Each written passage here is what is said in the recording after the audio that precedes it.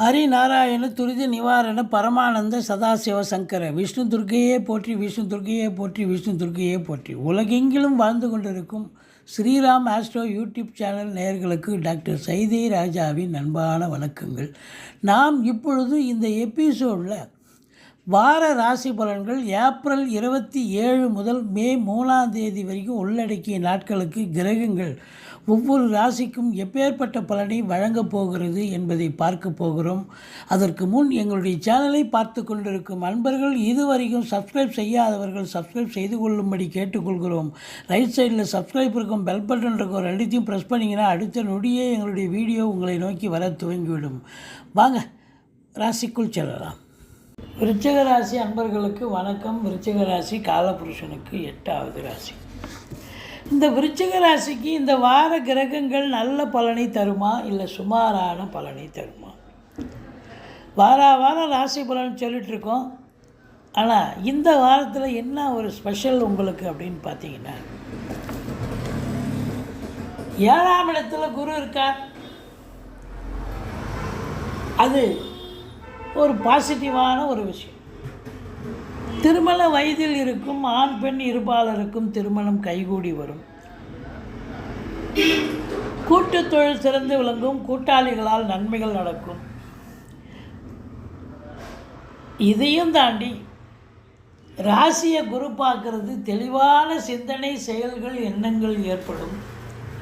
ஏற்கனவே நீங்கள் ஒரு கன்ஃபியூஸ்டு பர்சன், குழப்பவாதி. உங்களையும் குழப்பி நீங்கள் அடுத்தவங்களையும் நல்லா குழப்புவீங்க. அதனால் இப்போ ராசியை குரு பார்க்குறது அந்த குழப்பத்தன்மை இல்லாமல் ஒரு நெத்தியடியாக எந்த ஒரு விஷயத்தையும் எடுத்து செய்யக்கூடிய ஒரு நிலை. இந்த விசாகம் 4ஆம் பாதம் அனுசம் கேட்டை நட்சத்திரம் உள்ளடக்கியது. இந்த ராசிநாதன் நீச்சமாயிட்டாருங்க. அதனால் நிச்சயமாக நீங்கள் ஒரு குழப்பமான நிலைக்கு தான் நீங்கள் இருப்பீங்க. எதை செய்யணும் எதை செய்யக்கூடாதுன்னு ஒரு பிடிமானம் இருக்காது. காற்று போகிற போக்கு வண்டி போகிற மாதிரி நீங்கள் மனம் ஏதோ ஒரு ஸ்பான்டேனியஸாக வேலை பார்ப்பீங்க. எய்ம் இல்லாத. ஏன்னா ராசிநாதன் நிலை சரியில்லை. சரி, மற்ற கிரகங்கள் சாதகமாக இருக்கின்றனவா அப்படின்னா சாதகமாக இருக்கு. இந்த சனி பகவான் இது நாள் வரைக்கும் நாளில் இருந்தவர், அர்த்தாஷ்டம சனிக்கு அசிங்க அவமானத்தை கொடுத்தவர், தேக ஆரோக்கியத்தில் பிரச்சனையை கொடுத்தவர் இப்போது 5ஆம் இடத்துக்கு போயிட்டார். ஆனால் 4ல் ராகு வந்துட்டார். 4ல் ராகு இருக்குது அப்படின்னு சொன்னால் 4ஆம் இடம் அப்படின்னும் பொழுது உங்களுக்கு வண்டி வாகனங்கள், தாய், அதாவது மாத்திருஸ்தானம் சொல்லக்கூடிய இடம். இப்போ தாய்க்கு தேக ஆரோக்கிய குறைவு ஏற்பட்டு மருத்துவ செலவுகள் வைக்கும். வண்டி வாகனங்கள் ஒன்று சவாரி கிடச்சி நல்லா சம்பாதிக்கக்கூடிய நிலை வரும், இல்லைன்னா சவாரி கிடைக்காது, பழுது பார்க்கக்கூடிய நிலை ஏற்படும். படிக்கிற பிள்ளைங்க கொஞ்சம் நல்லா படிக்கணும். 4ல் ராகு இருக்கிறது பிரம்மாண்டத்தை ஏற்படுத்துவார். இடம் வாங்கணும், வீடு வாங்கணும்னு சொன்னால் நீங்கள் சாதாரணமாக ஒரு கேட்குற இடத்துல கடனை வாங்கி வீடு வாங்கிட்டா ஓகே. நீங்கள் 50 லட்ச ரூபாய்க்கு எதிர்பார்த்து காத்துட்ருக்கும்பொழுது இது 80 லட்ச ரூபாய்க்கு வாங்க வேண்டியிருக்கும். இல்லை ஒரு கோடி ரூபாய்க்கு வாங்கி தரணும் இந்த ராகு பகவான். அதனால் அகல கால் வச்சுட்டா அதுக்கு தகுந்த நம்ம கஷ்டப்பட வேண்டியிருக்கும்ல, பேமெண்ட் பண்ணணுமில்ல, இஎம்ஐ கட்டணுமில்ல, கஷ்டம்தானே. இருந்த போதிலும் இந்த 7க்குடையவன் 5ல் இருக்கார். 5-7 லிங்க்கு பரிவர்த்தனை யோகம் இருக்குது, குருவும் சுக்கிரனும். அப்போ காதல் வயப்படக்கூடிய ஒரு நிலை வந்துடும். இந்த இளஞ்சிட்டுகளுக்கு லவ் கம் அரேஞ்ச் மேரேஜாக மாற்றுவதற்கான முயற்சியில் ஈடுபடுவீர்கள். அது சக்ஸஸாக அமையும். 10ஆம் இடத்து அதிபதி உங்களுக்கு பாருங்கள், சூரியன் உச்ச நிலையில் இருக்கிறார்.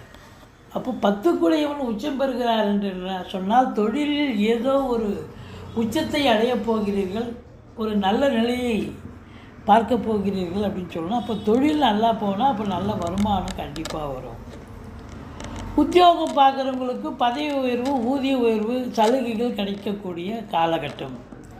சூரியன் புதன் சேர்க்கை, புதாதித்ய யோகம் ஏற்படுவதால் கல்வி நிறுவனங்கள், கல்விக்கூடங்கள், கல்வியாளர்கள், கல்வி பயிலும் மாணவ செல்வங்கள் இவங்களுக்கெல்லாம் ஒரு அற்புதமான காலம். இந்த குரு பார்வை கோடி நன்மை அப்படின்னும் பொழுது 3ஆம் இடத்தை குரு பார்க்குறார். எடுக்கிற முயற்சி எல்லாம் கண்டிப்பாக சக்ஸஸ் ஆகும். இளைய சகோதரிகள் இருந்தால் அவங்களுக்கும் உங்களுக்கும் ஒரு அண்டர்ஸ்டாண்டிங் இருக்கும், விட்டு கொடுத்து போவீங்க. 11ஆம் இடத்தை குரு பார்க்குறார், அற்புதத்திலும் அற்புதம். பணம் பல வகையில் பையை நிரப்பும், உங்கள் வங்கி கணக்கு உயரும். அப்போ வீடு வாங்க, பிள்ளைகளை படிக்க வைக்க, வீட்டில் சுப நிகழ்ச்சிகள் நடத்தலாமா அப்படின்னு காசு பணம் அதிகமாக இருந்தால் அது செலவுக்கான ஒரு அமைப்பை ஏற்படுத்தி விடுமில்லவா. இருந்த போதிலும் 2ஆம் இடத்தை சனி பார்ப்பதால் நீங்கள் என்ன செலவு பண்ணுங்க, அதை பற்றி பிரச்சனை இல்லை. ஆனால் அடுத்தவங்களுக்கு கொடுத்து உதவுறேன், கடன் கொடுக்குறேன்னு நீங்கள் கொடுத்தா வராது. ஒன்வே டிராஃபிக் மாதிரி தான். ஏன்னா 2ஆம் இடத்தை சனி பார்க்கிறார்.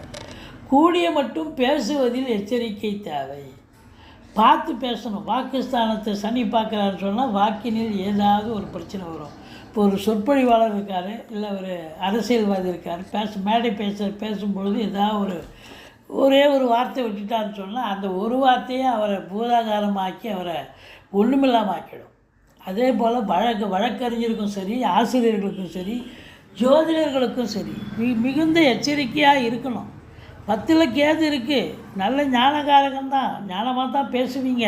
இருந்தாலும் உங்களுக்கு 2ஆம் இடத்தை சனி பார்ப்பது சரியல்ல. குடும்பத்தில் சண்டை சச்சரவு பிரச்சனைகள் பிரிவினைகள், அதாவது கணவன் மனைவி ஒற்றுமை இருந்தாலும் குடும்ப உறுப்பினர்களுக்கும் மற்ற வீட்டிற்கு வரக்கூடிய விருந்தாளிகளுக்கும் உங்களுக்கும் கொஞ்சம் கருத்து வேறுபாடு வரும். அவங்க பங்குக்கு அவங்க சண்டை போடுவாங்க, பிரச்சனை பண்ணுவாங்க. எச்சரிக்கையாக இருந்துக்குங்க. வீடு நிலவரம் சரியில்லை, கலவரமாக இருக்கும் வீடு. ஆனால் கணவன் மனைவி 7ல் குரு இருக்கிறதால சிறப்பான ஒரு அம்சம், ஒத்துமையாக சந்தோஷமாக இருக்கக்கூடிய காலம். உங்களை பொறுத்த வரலையும் பார்த்தீங்கன்னு சொன்னால் இந்த வாரம் சந்திரன் நல்ல நிலையில் இருக்கிறார். அதாவது ஆரம்பத்தில் மேஷத்தில் இருந்து அதுக்கப்புறம் ரிஷபத்தில் உச்சமாகி குருவோடு இணைஞ்சிருக்கிறது. அதுக்கப்புறம் பார்த்திங்கன்னா 8ஆம் இடத்துல இருந்தாலும் இந்த சந்திரனுடைய நிலை சிறப்பாக இருப்பது, பாக்கியாதிபதி நிலை சிறப்பாக இருப்பதால் ஓரளவுக்கு உங்களுக்கு பாக்கியங்கள் கிடைக்கக்கூடிய ஒரு அமைப்பு இருக்குதுன்னு சொல்லணும். செலவினங்கள் ஏற்பட்ட போதிலும் சுப செலவும் அசுப செலவும் சேர்ந்தே வரும்.